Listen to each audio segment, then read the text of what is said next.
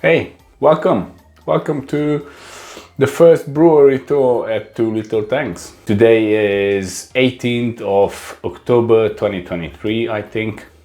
Let me check. It's actually 19th of October 2023. Thursday, probably. So yeah, let's have a look at Two Little Tanks Brewery. We are at the moment in the dressing room. It's the first point of entry to the brewery. I apologize for the light.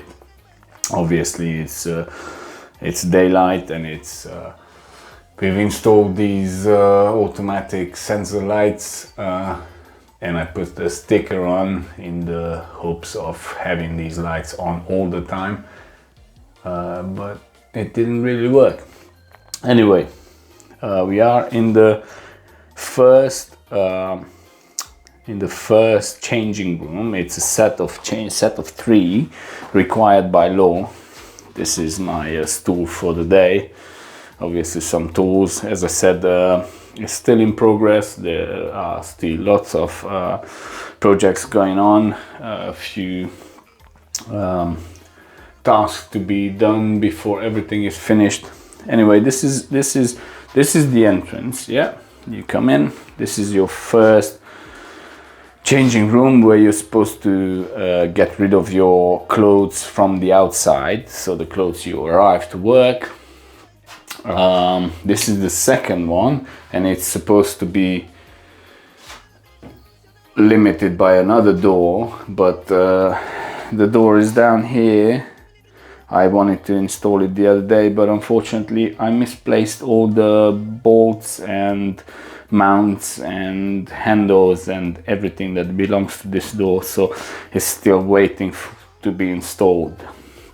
So yeah, basically you come in, there's gonna be a bench here, there's gonna be a coat rack probably on this wall or on this wall. You get rid of your outside clothes, you open the door, and you step into the next one. You close the door, and there's gonna be a toilet here with a sink. You can wash up and do whatever you need to do. And then you open the door and you go into the last of the changing rooms. You come in, close the door. Obviously this shaving unit's not gonna be here. Also, this shaving unit probably go to the dump because it's rubbish. Come on, I think I made it worse. Let me take the sticker off. And hopefully this will allow the light to know that we're here. Yeah, there's gonna be another bench with another coat rack with your work clothes, so to say. So you put them on. You put your slippers on, your indoor slippers, and then you actually step into the brewery. Boom. Yep. And once you're in the brewery, you're met up with the shelf, the first shelf for the raw materials. You can already see we have some malt down here.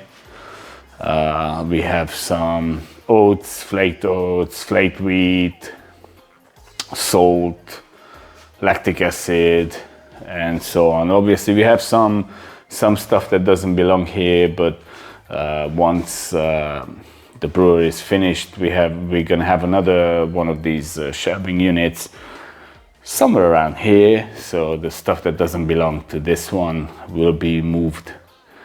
We arrived to our first ongoing project. It's a mill on wheels. Mills on wheels, wait, that's something else in the UK. This is mill on wheels. You can move it around. This electric drill is going to be mounted directly to the mill. We're going to have a box covering it. Also, we have a hole to put the shop vac into here, and obviously there's only a slight gap here. The shop vac goes in, and once the mill is doing the grains, and all the dust will be sucked up by the shop vac. And once you finished doing it, if you fill the bucket, you can just take it out, stick another bucket in, continue. When you're done, you can nicely store away the whole lot, so it just doesn't sit around and take enough space in the brewery. Obviously, we are limited with space, so these tiny projects are very important for us. Then we continue. We can see this corner, another project that needs to be done. We need to build a wall to cover this whole area. It's not going to be something you will have access to generally in the brewery. It's going to be with 2 doors. It's going to be locked off basically. Then there's this thingy which we can't wait to put into operation, because obviously the goal is to start canning as soon as possible and not have to deal with these bottles. Once you're canning, it opens a lot of options, especially in terms of selling your beer online and being able to package it safely and send it to your customers without the bastards at the courier companies breaking it. Yeah, so let's continue with the way it's supposed to work. This is a chest freezer where we store all our hops and fruit that we use in our beers. This way it keeps fresh, and yeah, we can use lots of fruits during the winter as well. Next stop is our grey fridge, the way we call it.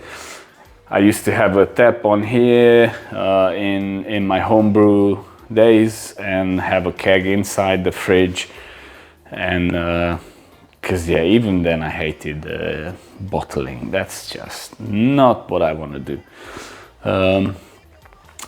This is our vacuum sealer machine. When we use some hops, we make sure to seal the bags and they go back into the chest freezer. Oh, another project, look at that. We have projects all over the place, ongoing projects, I mean. So this is actually a camera slider. You can see if I manage to start it up. It slides nice and smooth in and out.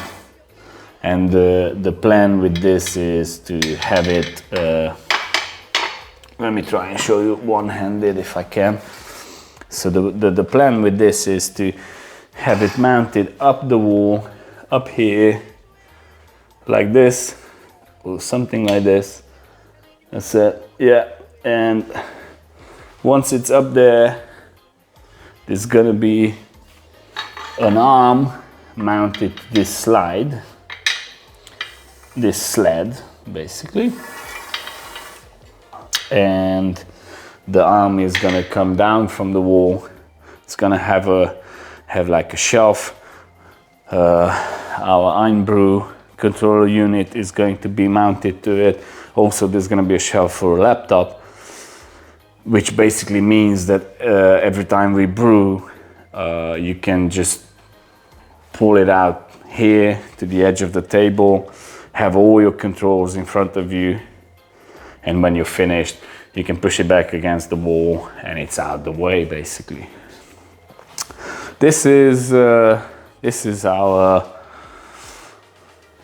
I should say, main attraction in the brewery. I think this is where the magic happens. This is our brewing table with our 3-vessel system. That's the hot liquor tank, the mash tun, and the boil kettle. Basically, obviously with two pumps. Yeah, we heat the water up. Once it reaches temperature, through the pump it goes into the mash tun. We put the grains in that we milled with our newly designed mill cart. The grains go in, it recirculates. It's using this pump. It goes into the heat exchanger in here, which means we can do very precise temperature control. Goes through inside those coils, and it goes back into the mash tun. Once the mash is done, we transfer to the boil kettle and start the brewing process, basically, which at the end we transfer using one of these pumps, that one, into 2 little tanks. Yeah, we're actually fermenting another batch of goes. This is going to be a split batch, which is what we always do. We boil 150 liters of wort in one go because our fermenters are 55 liters, but we don't like to fill them all the way up. So we end up with about 100 liters of fermentable wort. Tank 1, tank 2. One of them is going to be peach. The other one is going to be blueberries with blackberries and vanilla. Temperature control is done via a wireless Ingbird-like system, because here you can't buy Ingbirds, and I had enough of buying them in the UK and then having to change the plugs and all that. So yeah, temperature control. At the moment we are waiting for a big order. Oh, there's the heat exchanger, I forgot to mention that. This is a separate hose for water. That's a washing up hose that retracts itself, which is great. I love it. What was I talking about? Oh yes, the temperature control. We don't have to heat these fermenters at the moment, and cooling is done with this hot liquor tank. Basically, I put some water in, and we have some, wow, quite a lot of ice cubes being done in the chest freezer, which I put in here and then recirculate via the pump. Basically, it goes in here, comes out here, goes into the next one, comes out and goes back to the hot liquor tank, which is a cold liquor tank when you're cooling, I suppose. As you can see, we have a nice drain down the floor, which means we can just dump stuff on the floor and it goes in. We use the hose, wash it all down, and we can keep everything clean. What else? As we go along, I want to tell you about future upgrades to the brewery.